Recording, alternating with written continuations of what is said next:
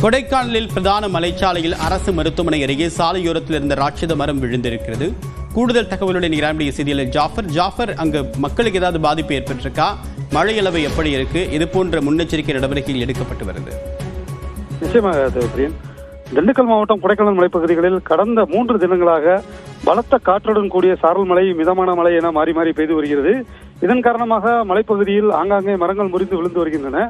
மேலும் வனப்பகுதி வழியாக வரும் மின்சார கம்பிகள் மீது மரம் விழுவதால் மின் விநியோகம் துண்டிப்பு நேற்று இரவு முதல் தற்போது வரை தொடர்கின்றது. குறிப்பாக வத்தலக்குண்டு பிரதான மலைச்சாலையில் அரசு மருத்துவமனை அருகே சாலை ஓரத்தில் உள்ள குடியிருப்பு பகுதியில் இருந்த ராட்சத மரம் ஒன்று முறிந்து இதன் அருகே விழுந்ததால் விலை உயர்ந்த 2 சக்கர வாகனங்கள் 2 வாகனங்கள் சேதமடைந்துள்ளன. அதே போல பாபு என்பவரது ஒருவர் தகர வீடும் சேதமடைந்துள்ளது.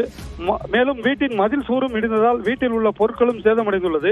இந்த வீட்டில் யாரும் இல்லாததால் அதிர்ஷ்டவசமாக உயிர் சேதம் தவிர்க்கப்பட்டுள்ளது குறிப்பிடத்தக்கது. இதனையடுத்து சம்பவ இடத்திற்கு வந்த தமிழ்நாடு பேரிடர் மீட்புக் குழுவினர் 2 சக்கர வாகனங்களை மீட்கும் பணியில் ஈடுபட்டுள்ளனர்.